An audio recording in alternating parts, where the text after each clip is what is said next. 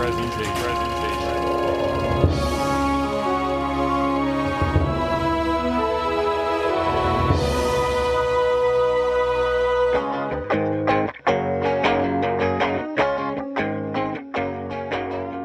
up, everybody? Cameron Jones here again with my co-host, Jordan Jones. Welcome back to the Cult Classics Podcast. We've been keeping it nice and fall-y for you. It's not quite there weather-wise here in Chicago, but I don't care. This movie's always been very fallish to us. We're doing the 1997 film, Good Will Hunting. Good Will Hunting. Will Hunting has a genius-level IQ, but chooses to work as a janitor at MIT. When he solves a difficult graduate-level math problem, his talents are discovered by Professor Gerald Lambeau, who decides to help the misguided youth reach his potential. When Will is arrested for attacking a police officer, Professor Lambeau makes a deal to get leniency for him if he will get treatment from a therapist, Sean Maguire. Will Sean be able to break down Will's walls and enable him to see his full potential, or will his past be too much to overcome? Matt Damon and Robin Williams. Good Will Hunting. This was the Matt Damon, Ben Affleck startup that we've all heard before. This was like their first big film that they got a star in and they sold. This was like real-life Cinderella. Not quite rags to riches, but from obscurity to stardom, overnight, seemingly. Directed by Gus Van Sant. Starring Matt Damon, Robin Williams, Ben Affleck, Stellan Skarsgård, Minnie Driver, Casey Affleck, and Cole Hauser. One of Robin Williams' greatest dramatic performances. Still funny in it though. When he goes straight drama, it's too much. When he goes straight comedy, it's fine. It's good still. But when you mix them together, yeah, that's this and Dead Poet Society. Maybe we'll do that next. Who knows? Good Will Hunting. Cast and crew. A lot of familiar faces, but let's break this down. Directed by Gus Van Sant. He also did Milk, the Psycho remake that we were just talking about a couple of weeks ago. And I don't know what involvement, but Jay and Silent Bob Strike Back. I also see he's part of that. For some reason, nice. I thought I was going to know a lot more of his stuff just because Good Will Hunting, and I know him as a good director, but less than I thought. He's got name recognition, but yeah, I was surprised that I didn't know more of his movies. So it is Good Will Hunting. Breakout for him as well. He's also a musician and painter. He has a lot of stuff with Red Hot Chili Peppers and with David Bowie, a lot of documentaries and like musical kind of things. So check maybe some of that stuff out. Cool. Starring Matt Damon playing Will Hunting. You're going to know him from Stuck on You and We Bought a Zoo and other great films like that. Obviously, the Bourne series. A little after this, Talented Mr. Ripley. This was his start off, though. He wrote this with Ben Affleck and sold it to Miramax. We'll get into this on Verified. Mm-hmm. Robin Williams also plays Sean.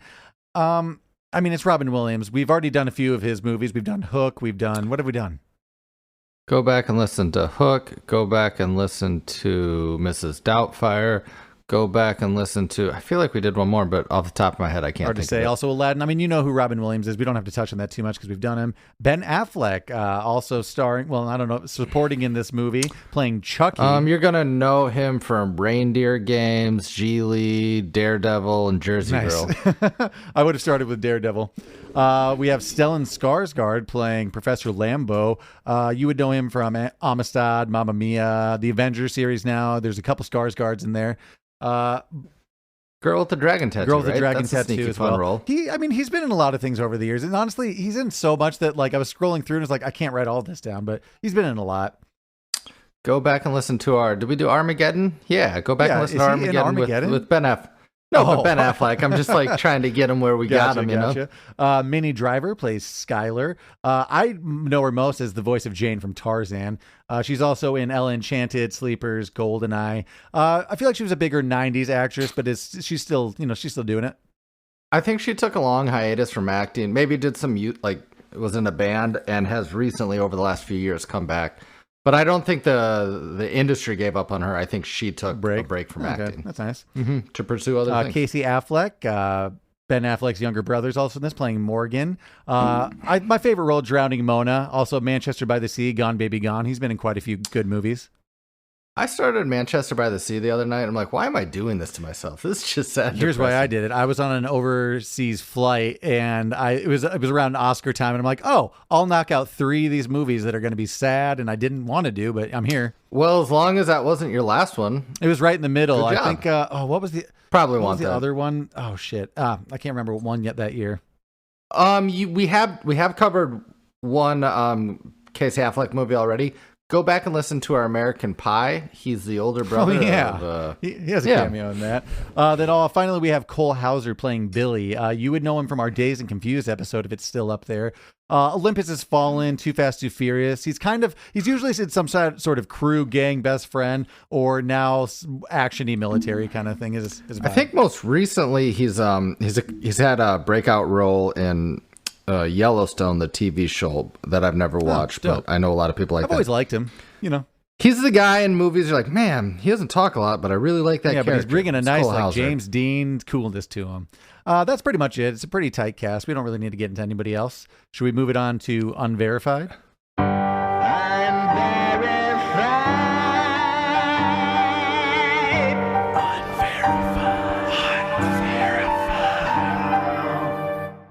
Welcome back to the Cult Classics Movie Phone. It's December 5th, 1997, and currently in theaters this month, you could have seen the Jungle Book movie, Mowgli's Story. Remember that live-action thing that came out in the 90s?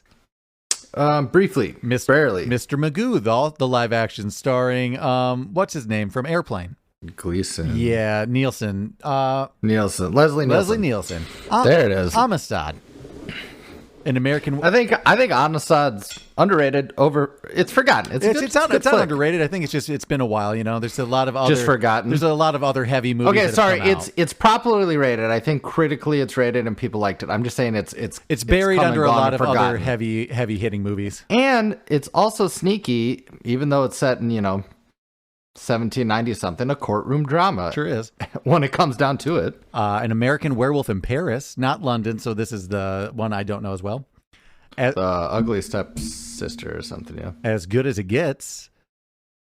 Mouse Hunt, which was a big 90s hit for I think that was with Nathan Lane. I think it's with Nathan Lane. Mouse Hunt. 007, Tomorrow Never Dies. Scream 2, not the best. Not the best. Home Alone 3. We don't even count on there. And Titanic was out also this December in 97. Ooh, what a big smash. Honestly, though. But you chose the right one, I think. It's a lot of decent movies that I've seen, though. It's a pretty good lineup. You also were 7 and coming into your own as a human, so yeah. So I went to anything you guys were going to in the theaters. That's true. So just to get this one out of the way, we've kind of talked about it a little bit. So when Matt Damon was in his 5th year at Harvard, he was in a playwriting class, and the culmination of it was to write a 1-act play, and he started writing this movie with the help of Ben Affleck, and they both pitched this initially to star in it.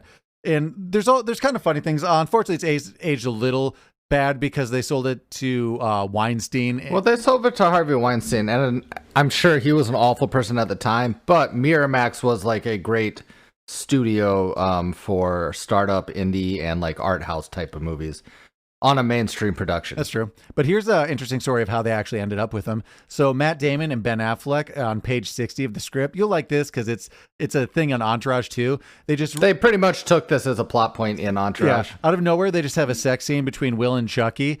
And they brought it to every major studio just to see if anybody actually read the script all the way. And the only person who said anything was Weinstein, who said, "I love the film, but why in the hell is there a sex scene with the two best friends of unexplained in the middle of the book?" And they're like, "Oh, yeah, we put that in there to see if anyone was listening, and we choose you."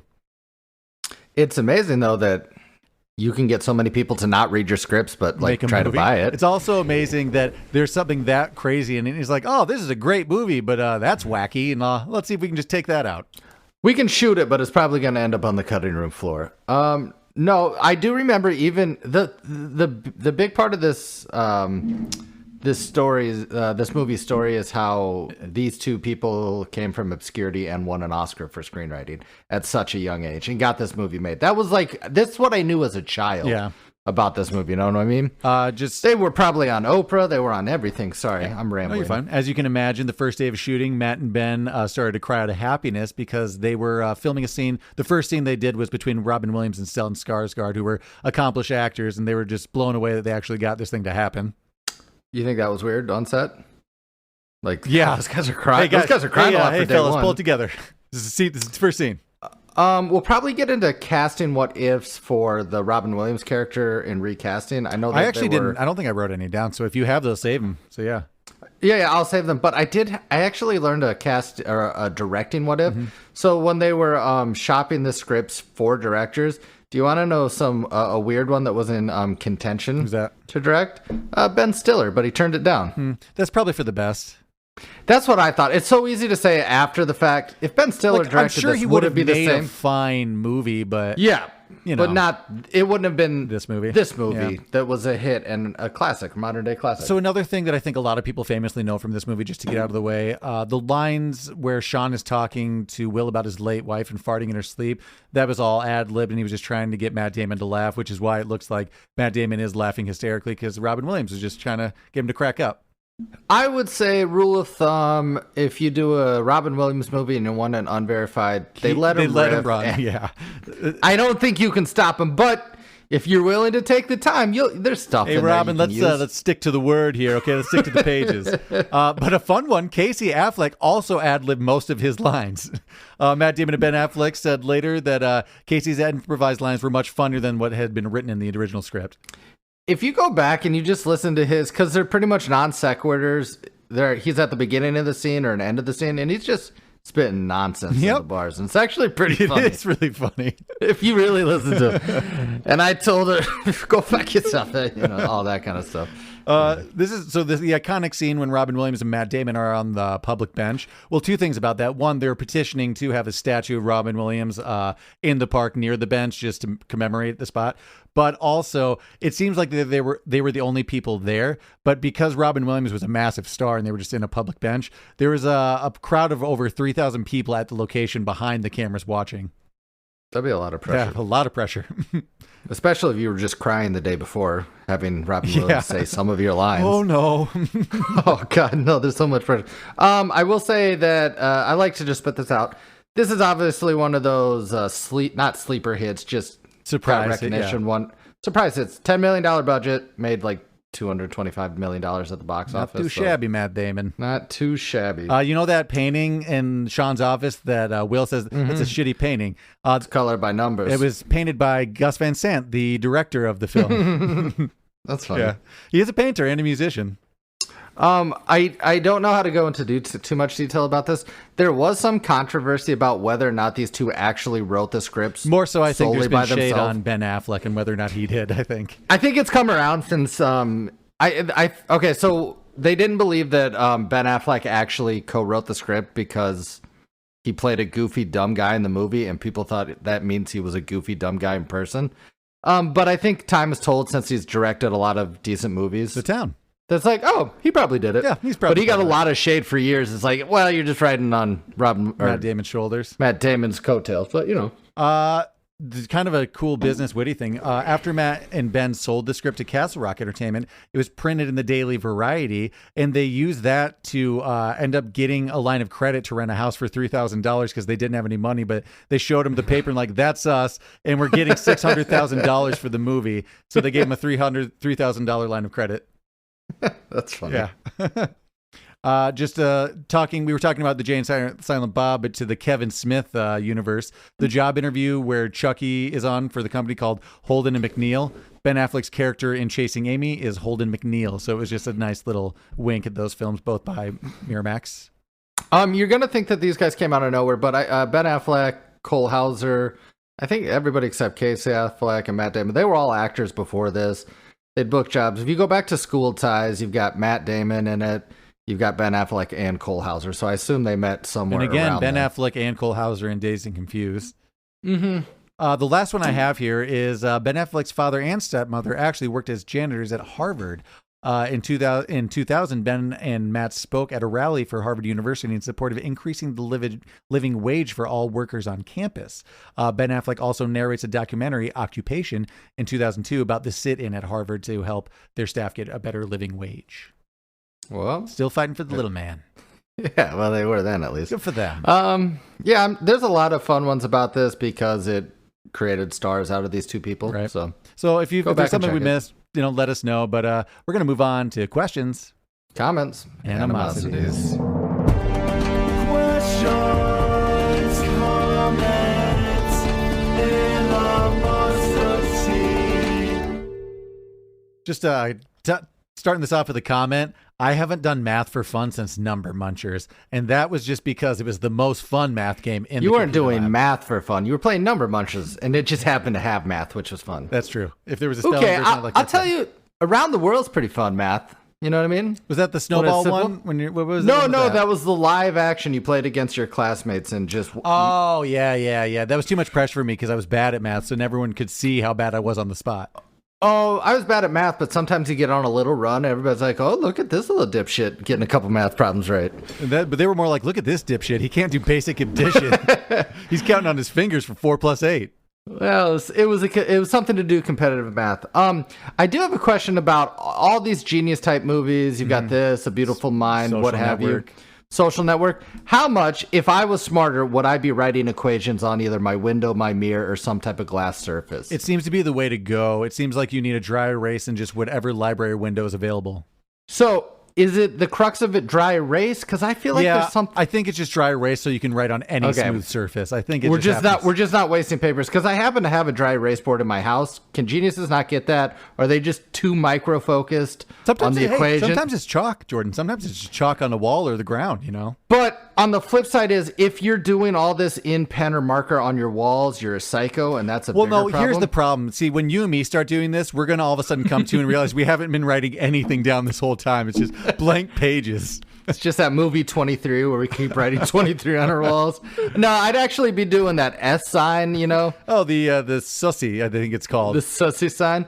I really like this movie. Of course you do. It's Good Will Hunting. It's one of my favorite movies. It's a go-to-bed movie, so I don't have many complaints with the storytelling. I do have some questions. Why would he quit working as a janitor just because he said, "Hey, fuck you," and like walked away? Like he might have gotten like reprimanded, but it seems like probably not even. So like, why just stop showing up if he's already on parole and things are tight? You know. Well, he had a bad. Show up till you get fired. He had a bad home life, Cameron. He bad upbringing. You know what I mean? Yeah, I get it. He's not making rational decisions. He needs to work on himself. Just because he can solve any problems doesn't mean he can solve the biggest one himself. So okay, I think that was a tagline I stole from just. It sounded great. Question. So Lambeau paid his bail then, right? He didn't just like talk to the judge. Okay. I just wanted to make sure I mean, I think he still needed to get bail. I don't think they can just let him out. Hey, this guy's a genius. I need to take him out of here. Can I take this kid? It's like, sure. He's your problem now. Okay. I assumed. I mean, I was just kind of curious because he said he got him out on leniency. So I wasn't sure if it was just like the sentence or also just like. No, I think his probation, he kind of, was the overseer of. Okay. So he was just a legal guardian, but still had to bail him out. Okay. Just check him. I was like, wow, he really got off lucky on this one. I mean, he could have. So yeah, he did assault the cop and but how many public not intoxications but underage drinking because he wasn't 21 yet? Oh yeah, well Jordan, that bar did not care. That's not their problem. He went to the Harvard bar though. I'm just saying, That's he was. That's true. Comment, I wish Robin Williams was my therapist. Wow, Sean's great. Yeah, it turns out you and I are looking for a mentor, not a therapist. And I'm pretty sure that's what Will was looking for. I don't know if he cured him, and I'm guessing he didn't. Yeah, I guess we're both just describing a father figure is what he was filling the void of. No, we've got a father. We've got a good father figure, but what we want is that mentor. And I think that's what Will needed. And, well, Will needed a lot, but he got a mentor, and that was nice. Did Robin Williams' character, did he get paid for that? Sean get paid for that? I think it's pro bono, because it was pro bono for everybody else. Oh, yeah, it was. That was a bummer. Yeah. What a bummer. But, it wasn't, though, because he found him. They helped each other, Jordan. He was going on his vacation. He was putting his cards on the table again. So, I guess I just have a question from the end of the movie in whole. Mm-hmm. Will's not okay, right? There's no fix on him and Skylar. Okay, well, also, let me take that back, actually, to Skylar quick. He calls her from jail, and it just cuts away to saying, "You wouldn't happen to be pre-law, would you?" Did he ask for bail from her then? Maybe legal advice, or maybe he's just trying to pick her up. He knows what he's doing. I know what I'm doing. What is her deal? That he is one big red flag, and I do have a question. Like, he's nothing but red flag because she doesn't know he's that smart for a while, right? He does that little stick in the bar, and he shows her some math before her class. But there's no way she knows. But she doesn't know that he has what do you call it when you photographic memory? That is kind of what we find out later. But she pretty soonly finds out he's just a liar. Yeah, pretty big just liar. a big liar. Well, okay, I also have, first off, animosity, kissing with food in your mouth. On their first date, when they take that bite, there's, I think I got your pickle. Gross. That's fucking gross. I only wrote down a few things as animosities. That's one of them. When I watched it, I audibly said that I don't like that. I don't like that at all. I don't want that at all. It makes me think of Wet Hot American Summer when he makes out with him. He's like, you taste like a burger. Gross. When they got all that barbecue sauce on their face. I do think that as a kid, I'm like, I don't know if I like Minnie Driver, but as I get older, I think she works really well in the movie. She adds quite a bit to it, actually. I do like her. I like her voice a lot. So, question, kind of animosity. I get it's like the point of the story. So I get that Will has his walls, and but Skylar knows he's like Boston, like South trash. Like, he doesn't lie about that. She knows he's poor. He just doesn't have to lie about the 12 brothers, and maybe just hold off on the abuse stuff. Maybe wait a bit before you get into those heavy things. But he did, I just don't get why going into the lies. He didn't have to lie to her. It seems like she accepted him for being garbage and having a lot of potential. Yeah. A lot of potential seemed to be like the big factor. He lied because he had his own demons to deal with, Cameron. Yeah, I get that, but he went bit for this big lie. I mean, just lightly lie maybe. Yeah, like two brothers. I don't think she would have cared. Oh no, I grew up in the foster system. Oh, I'm sorry. How was it? Pretty rough. Wouldn't want to talk about it. Done. Don't want to talk about it for easy peasy. But until he met Sean, he wasn't able to do that, Cameron. Yeah, maybe he will later. I gotta go about it, girl. The whole movie, but it just, other than that, Will seems like an A-okay guy, right? No problems, no red flags. Hey, great guy. Hey, I went to kindergarten with you. That whole scene doesn't make any sense. I do enjoy that they're drinking and watching Little League. Yeah, I think that's about as fun. I don't know if that's a I don't know. I don't know if that's a Southeast Towny type thing to do, but I thought that was really funny. Just question: how long have Skylar and Will been dating? Because it seems like only a few weeks, right? But she is all in. So it's funny that we consider this a heavy fall movie. It seems like it must be a spring movie as well, because she's getting done with that's true. Classes. It does have a fall feel, but I bet it's actually winter going into spring is how we start it. Huh. Yeah, it definitely seems like the cover is orange and shit with them on the bench. So I think we are misled because there's a lot of earth tones in their dress, but the cover of the movie makes it look like it's fall. But I truly think it takes place in spring. That might make sense, actually, because he's but that's not that big a deal. So I assume that he's under probation for about 2 months, 3 months. Yeah, I bet that's our window, right? Yeah, so they've only been dating that long, but holy shit, do they get serious in that time? Well, he's a genius, and she's got money. It's things they both want in each other. Actually, he doesn't care about the money. I will say this, though. As a genius, here's an animosity. It seems like he's getting offered pretty pedestrian jobs for being as smart as he is. Now, I'm not saying they are completely unproven. He doesn't have any degrees. They're just going on the word of some professor. This guy is a genius savant. There's no proof. It's crazy. I know, but it's crazy he's getting any of these offers at all to me. Oh, well, no, it's absurd in real life, but I'm just saying, wouldn't you more hey, Lambeau, throw some shekels at him, and let's just let this guy be a think tank guy. Why would we want him to work? Jobs that he was saying is you can work in think tanks too. But it seems like you're saying, why wouldn't Lambeau just work with him to solve these things and get his other Fields medal in? It seems like he's using him. I mean, Lambeau, yeah, I guess.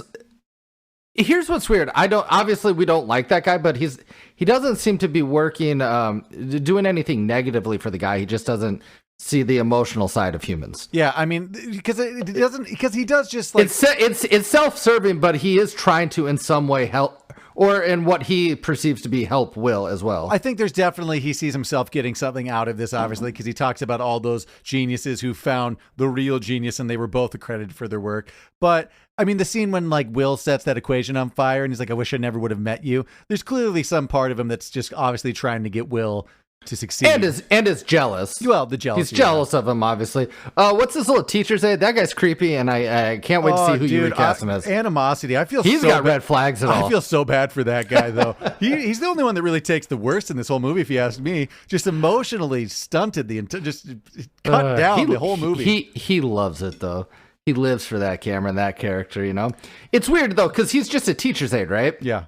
So he goes Jerry, to school there. the poor assistant. I actually have an animosity that the only loser in this story is Jerry, the assistant. He really is. He loses again and again and again and again and again and again and again and again.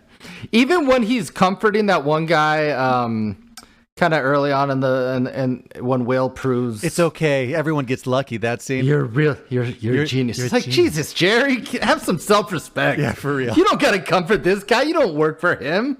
I don't know. Jordan, an animosity. I think Jerry knows he might need to be working for someone soon. You know, I think he's being real nice to a lot of people coming to the door. That's true. They did seem to push this in, and it's probably aged. It's aged weird, but I bet this is how some professors are. He keeps trying to have drinks with like underage. Oh yeah, he keeps hitting on the students. I mean, like it's almost unless sexual. you want to have a drink with me. I do think that and this was tough for recasting. I do think that Skarsgård's accent really does add to the character's. I'm not sure if I did. Actually, you know, I think I'll get someone you like for that. Actually, you know, I think I did. I definitely went with an accent, but I didn't do like a Scandinavian like person. Okay, we've got 3 big story points. We've got Robin Williams and Matt Damon's characters together. Mm-hmm. We've got Chucky and the gang and Matt Damon, and then we've got Sky. And her name is really hard for me not to say. Yeah, but their accent makes it sound like Skyla. Yeah, Skyla. And I have to check it out. It is Skylar. It's Skylar. But it's very hard for me to. Yeah. Anyway, it's very tough. Which storyline is your favorite? I know Robin they Williams, all work Matt together. Damon, 100%. Okay, it's by far the best one. It's so heartwarming and touching. It's the best part of the whole movie. Yeah, that's the only part of the movie I want to see. If we're saying this is Jaws, that's them on the boat. I could totally fast forward through a lot of the others. Most of the dating scenes, really, I don't need. Yeah. I don't need any of the dating scenes. I'd watch the one bar scene, you know, at the Harvard bar, and then everything else I can pretty much leave. Except for and that's including all the. Oh, I do really like though. I cannot lose this.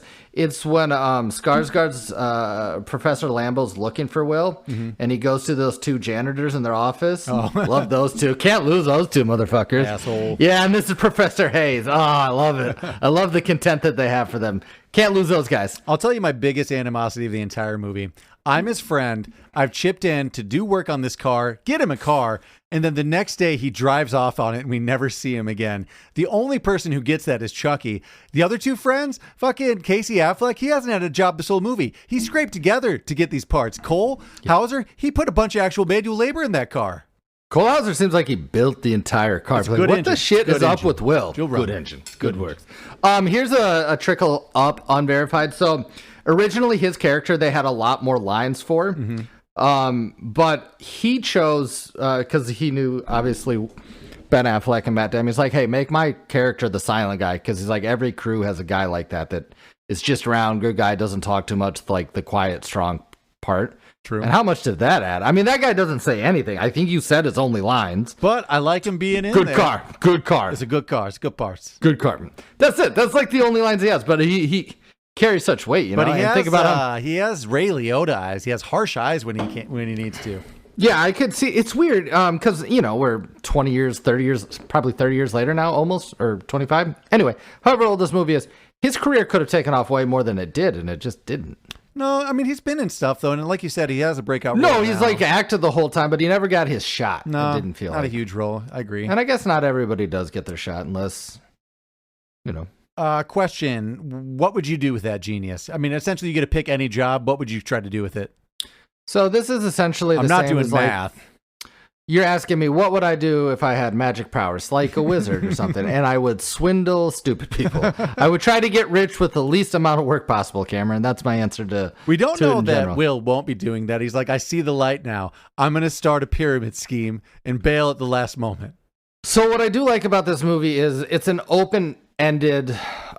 That's how the movie ends. Open-ended, right? He drives off into the sunset, but it's optimistic, and we think it's going to work out. Yeah, even though Skylar should probably not let him back. He's pretty red flaggy.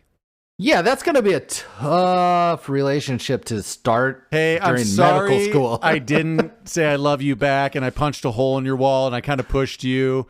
And okay, let's take out his emotional baggage. Let's take away his genius. If you just take a townie from the East Coast and put them in the West Coast at 21, they don't know how to deal with anything. True. And then let's add on all the. He's never left town. Yeah, he's a townie. He's a genius. He's got emotional damage. What's he gonna do in Northern California? Not well. He'll be back in Boston. Here's why Cole Hauser didn't make a big deal. He'll be back in a week. He'll be back. He'll be back. I promise you that. If there's anything stand out you think we're missing, like Casey Affleck masturbating in someone else's house in their parents' room using a baseball glove, I need to clean up. That's definitely weird. His character's funny, though. If there's anything we missed that you think we should have mentioned, hit us up on social media. But we're going to move on to recasting.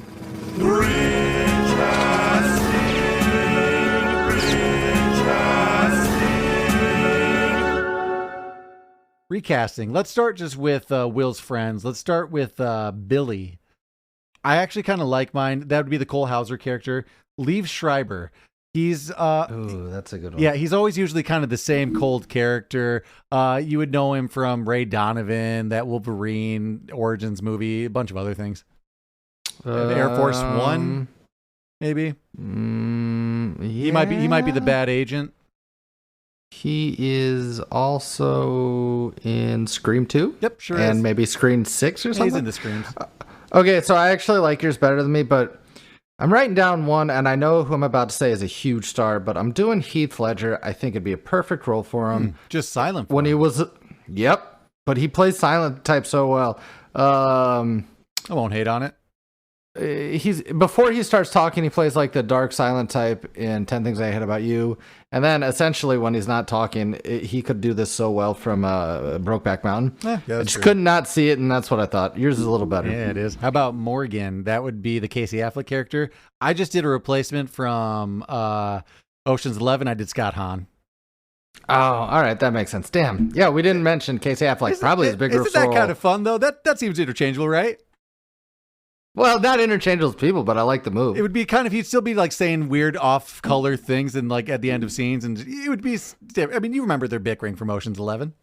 Yeah, it was maybe the best part of it. Best part of it, actually, the funniest part of it. I had a tough time with this one, so I went Jake Johnson. Okay. I could just see him doing that so well. That'd be funny. What's his name from New Girl? He was in the Mummy remake with Tom Cruise. He's drinking buddy. He's been into, he is. Last but not least, Chucky, the Ben Affleck character. This was hard, but hear me out. I had two, and I'll tell you one route I went and the other route I went. I think this one's good. Chris Evans. Oh, damn it. Right? Yeah, That's okay, pretty good, right? Here's why that one's good, right? And here's the problem I had. He has to have some dipshittery to him. Yeah, a little bit, and he can.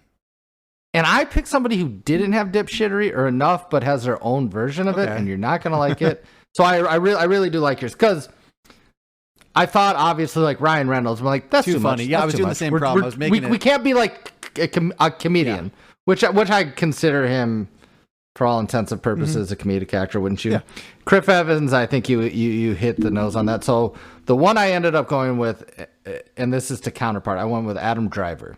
Oh, that could work. It'd be very serious. Shit, that's your Cole Hauser. That's your staring off and not saying anything. Oh shit, that's actually way better. Can I tell you the other person I thought, but I'm like, oh, that's just way too big of a star. Yeah, throw it at me. Doesn't actually seem like a good Brad Pitt role. I did think about it, but I thought I might be doing too much Ocean's 11 because I did the Scott Hahn, so I was like, I got to stay. So I thought Brad Pitt, and I also thought Ryan Gosling. I thought that'd be a great role. I did think Ryan Gosling kind of maybe too, but I don't know. I actually like, though, out of all those, Chris Evans is the right type of dipshit. I kind of killed the friends. I'm feeling pretty good so far about everything.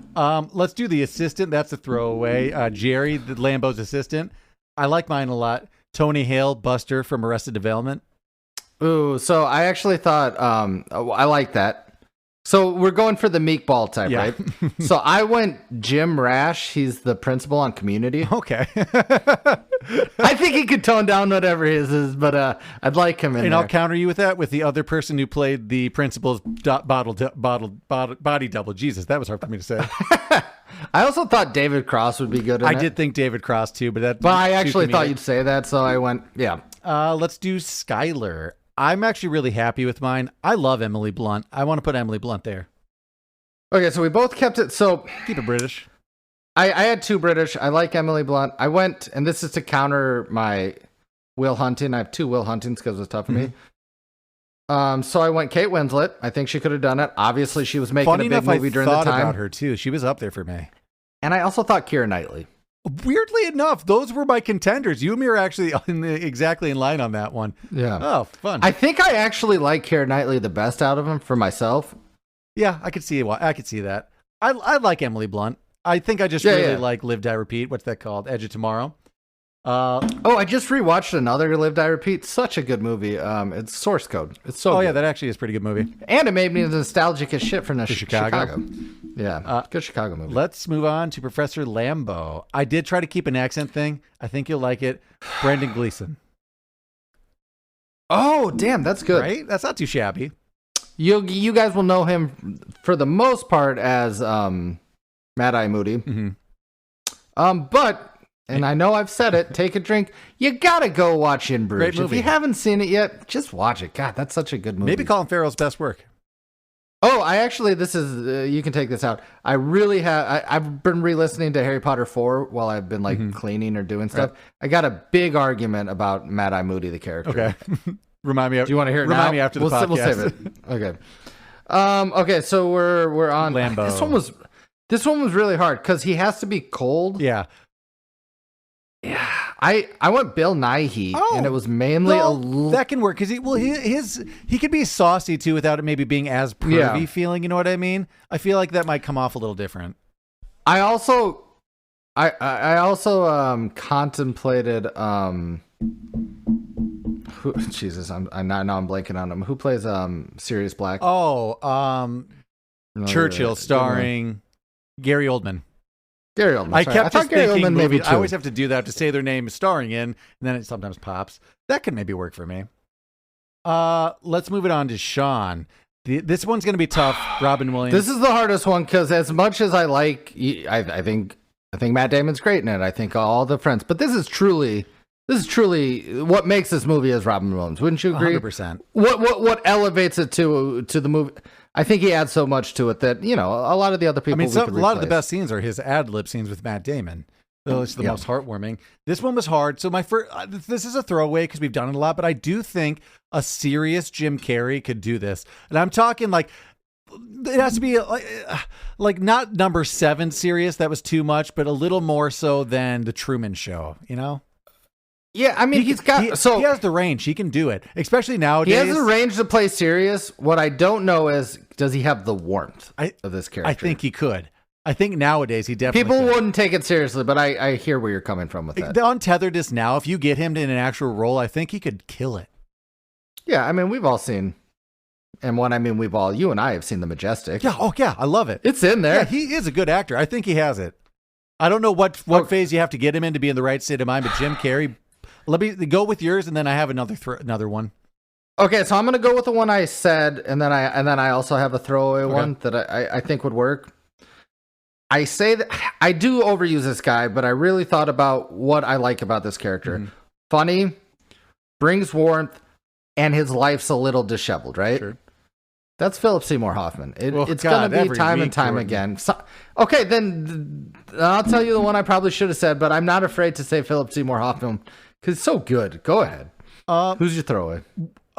Shit. I was actually just thinking also for Lambeau, Mads Mikkelsen. I use him way too much, but I don't even know who Mads. Give me Crimes of Dumbledore. He took over for Grindelwald. He's yeah. Oh, that'd actually probably be better because it's cold by his language. But sometimes he's a little too harsh in the eyes. But sorry, back to Sean. My other throwaway, Matthew McConaughey. I don't know, maybe.